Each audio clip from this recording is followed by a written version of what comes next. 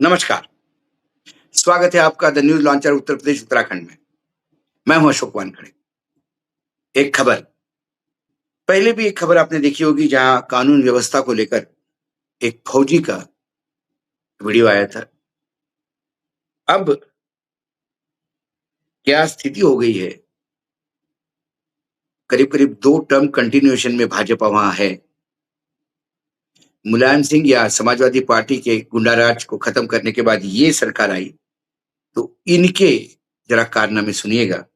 व्यभिचार, धंधा करवाने वाले रैकेट जिस होटल में चल रहा था, वो बीजेपी का लिंक निकला। टॉप भाजपा नेताओं के साथ होटल मालिक के फोटोग्राफ है और दूसरी तरफ शाह के बहुत ही नजदीकी नेता ने योगी को अपने घर में ही घेरा और लॉ एंड ऑर्डर का सच खोल दिया। सबसे पहले मैं एक ट्वीट पे आता हूं, जो समाजवादी पार्टी का ट्वीट था, वो देख लीजिए। समाजवादी पार्टी मीडिया सेल के ट्विटर हैंडल से है।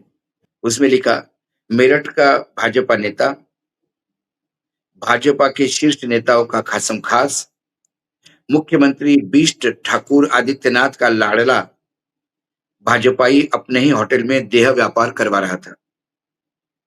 भाजपा के नेता जो परंपरा संस्कार के दावे करते हैं और ये बताते हैं कि भाजपाई जो व्यभिचार के मास्टरमाइंड और व्यापारी है, ये वही सब करवाते हैं। दरअसल इन भाजपाइयों का एक ही धंधा है, एक ही आराध्य है, वो है पैसा। पैसे के लिए भाजपाई बहन बेटी बच्चियों को भेज सकते हैं, खरीद सकते हैं, कुछ भी कर सकते हैं। फिर उन्होंने ये भी बताया आगे कि ये जो नाबालिग लड़कियों से जहां व्यभिचार का या देह व्यापार चल रहा था, उसका नेता कौन है, उस नेता का नाम भी है। और फिर उसके बाद वहां, ये मेरठ की खबर है, उसके बाद उसके विभिन्न नेताओं के साथ बीजेपी के फोटोग्राफ भी देख सकते हैं आप।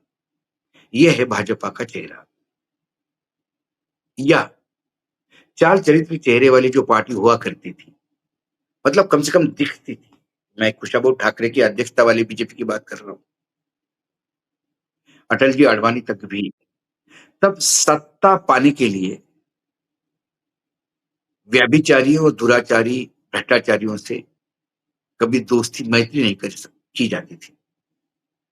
मुझे अटल जी का एक भाषण याद आता है पार्लियामेंट का। उन्होंने कहा था कि कभी एक समय ऐसा था कि ये गुंडे बदमाश नेताओं की मदद मांगने के लिए उनके दरबार के बाहर खड़े रहते थे हाथ जोड़ के, कि साहब एक आधा पुलिस स्टेशन में फोन कर दो।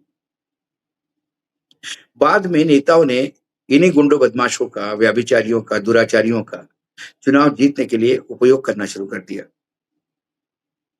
और बाद में इन दुराचारी, भ्रष्टाचारी, व्यभिचारियों को लगा, यदि हम इनको चुनाव जितवा सकते तो हम क्यों नहीं जीतते, और वो चुनाव में, वो रणनीति में आ गए और राजनीति का ऐसा अपराधीकरण हुआ।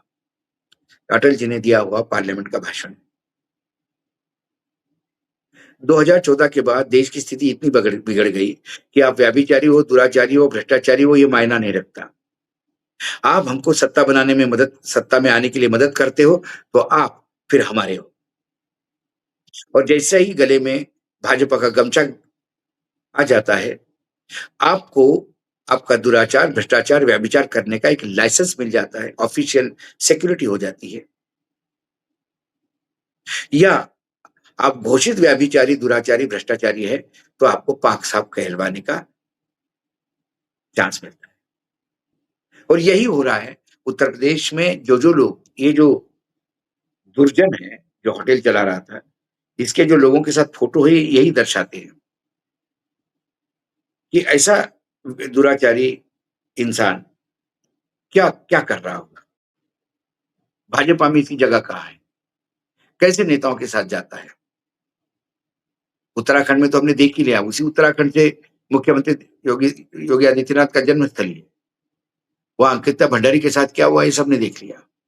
और उसके बावजूद ये कहते हैं, कई महिला नेत्रियों को कल मैंने डिंपल यादव का एक्टिव होने के बाद या उनकी स्टेटमेंट के बाद हमला बोल दिया कि समाजवादी पार्टी की सरकार में महिलाएं सुरक्षित नहीं होती।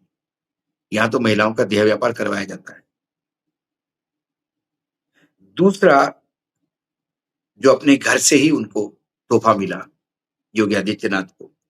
ममता त्रिपाठी जी का ट्वीट है, एक वरिष्ठ पत्रकार है, उत्तर प्रदेश पे बहुत पैनी नजर रखती है।